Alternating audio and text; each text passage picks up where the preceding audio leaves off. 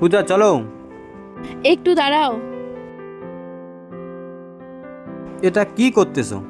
আরে কিছু না, জামাটা ছিঁড়ে গেছে তো একটু সেলাই করে নিচ্ছে, হয়ে গেছে।